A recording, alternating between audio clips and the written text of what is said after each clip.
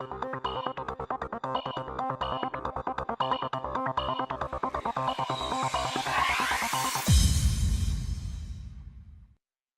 he didn't go into that intervention group in year 3, but it looks like he could be ready for it now, doesn't it? Yeah, I was going to say he's got very good understanding mentally and he can explain it very well verbally, but it's the recording of it which is quite difficult. So that might be a good one. For years, schools have used pupil data software systems, but rarely have they been utilised by teachers or within classrooms. At Park Lane Primary School in Peterborough, office staff have joined forces with teachers in collating a variety of pupil data into one system, in an attempt to get a more in-depth picture of every child. Non-teaching staff focus on pupils' lives outside of the classroom, inputting data such as their daily attendance and sporting achievements. Teachers, meanwhile, concentrate on the academic records of pupils, adding their SATs results to data gathered in the classroom. Targets are essential to data collection within the classroom. Do we think Julian could achieve his target by writing that? Yes, I think he has. Because on the target here it says, use words such as although. So he could get a stamp for that, couldn't he?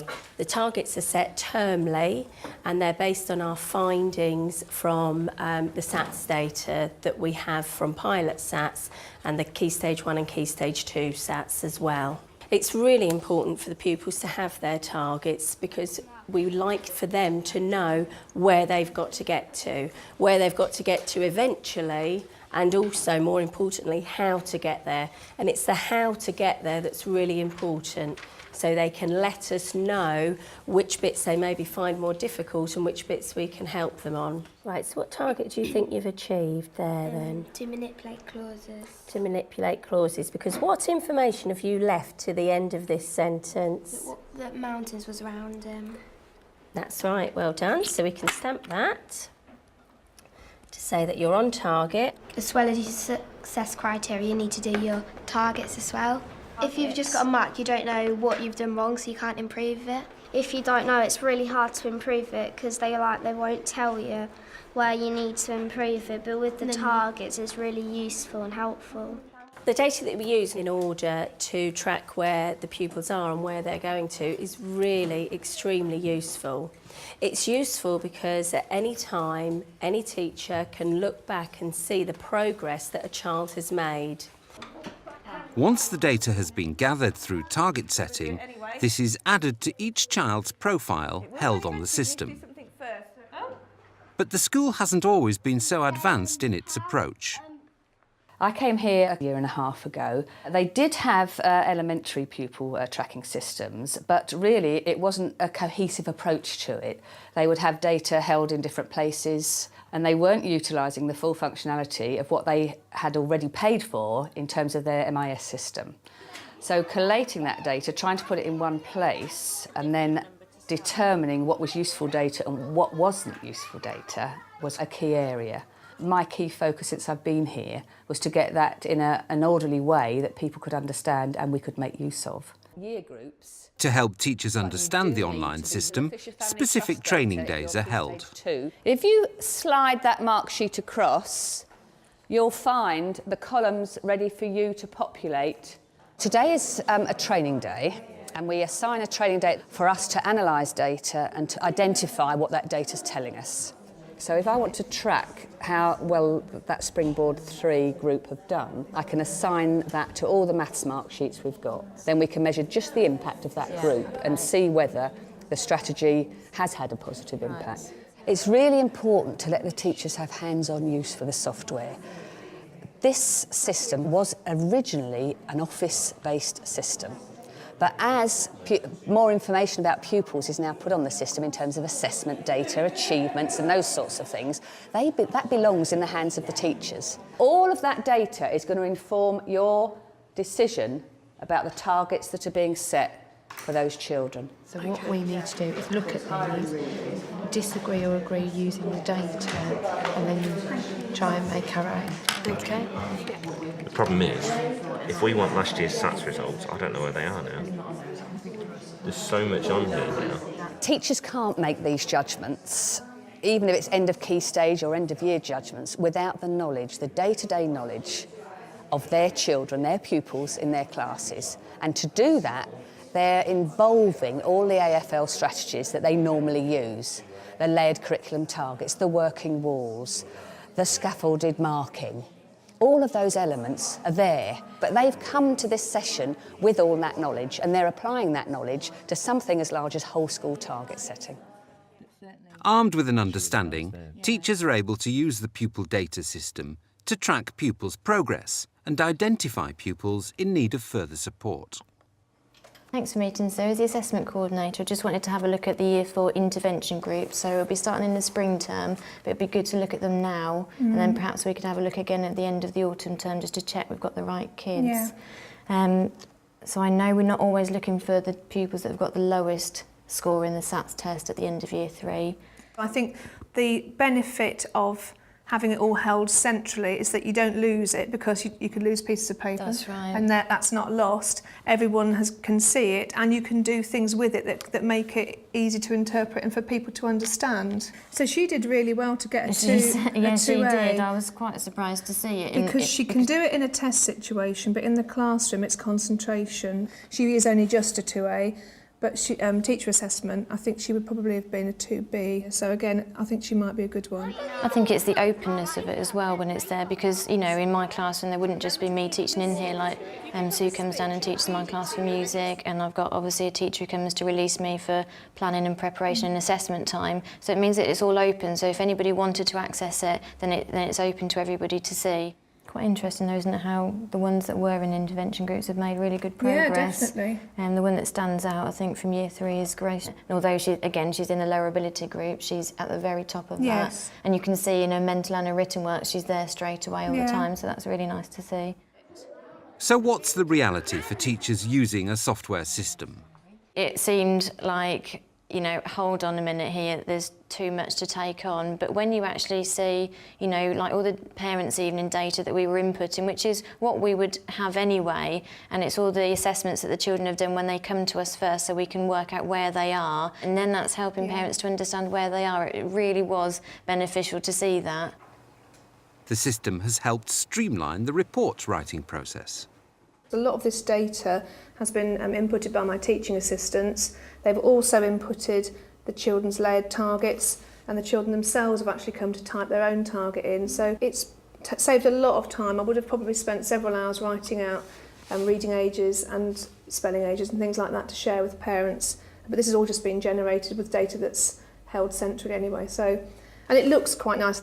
It has their names and addresses on, and it's just a professional document that I think parents are very pleased to receive, and I think they find it quite informative.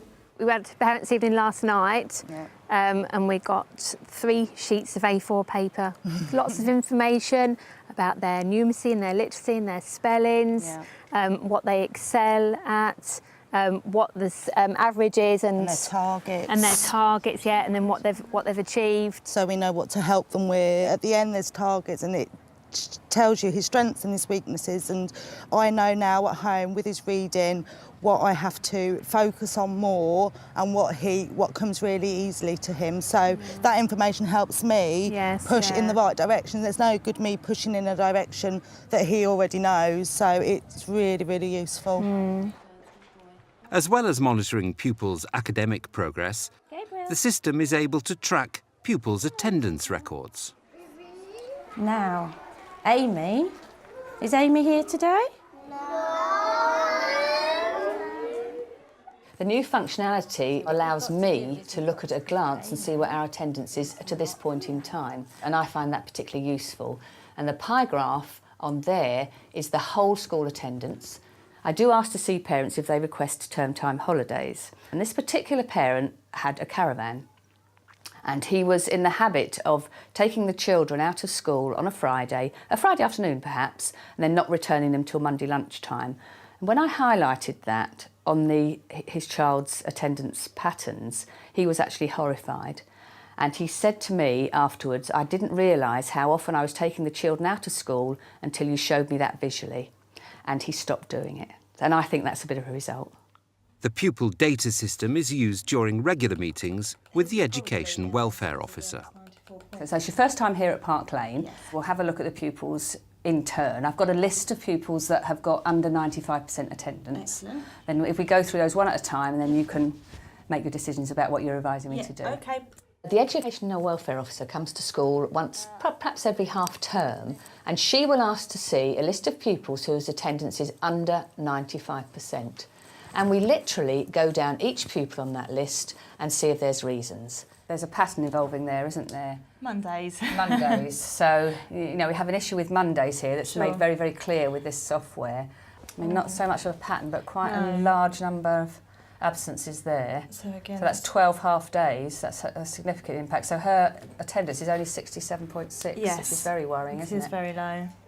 Your office will chase that up. Yeah, we'll chase that up initially, and then but it's certainly one to monitor. Definitely monitor, and again, possible letter 1. Governors can also access specific attendance data from the system. As governors, we would be given an overview of attendance for each class. So at a glance, you can immediately see if something jumps out at you and there's a problem in a particular class. Our school, we're running at about 94.9% absences as opposed to a 95% average for the county, isn't it? Well, the data is vital, isn't it? So that we can and it gives it a concrete comparison. Yeah. Rather than say, oh, well, we're just a bit below, and well, how bit below? You know, you've got to actually see the figures for something like that. It is, and year on year we can see if there are any patterns developing or that we are actually meeting our targets or we're just short of the targets, and then we can actually establish why that is. It's just the evidence that we need as governors to be able to see it, and it's a snapshot view for us, which is the important thing. Staff recognise extra achievement both in and out of school and record them on each pupil's profile. So I wonder, could all of you, if you've got good work, can you stand up and come out now, please? Now we've got 1, Grace from reception, yes?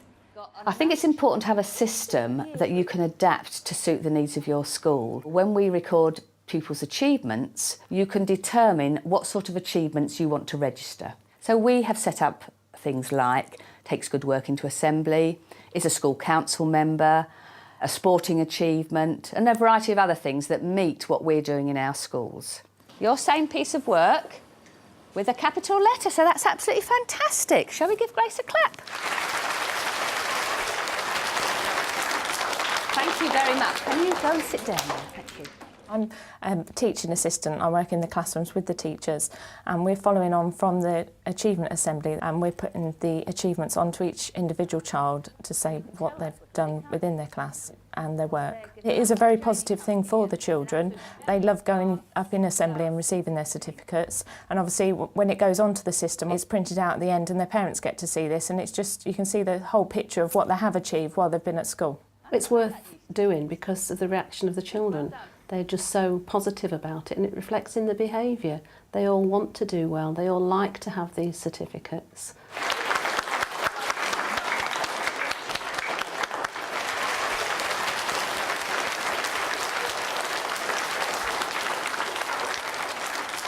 Thank you very much.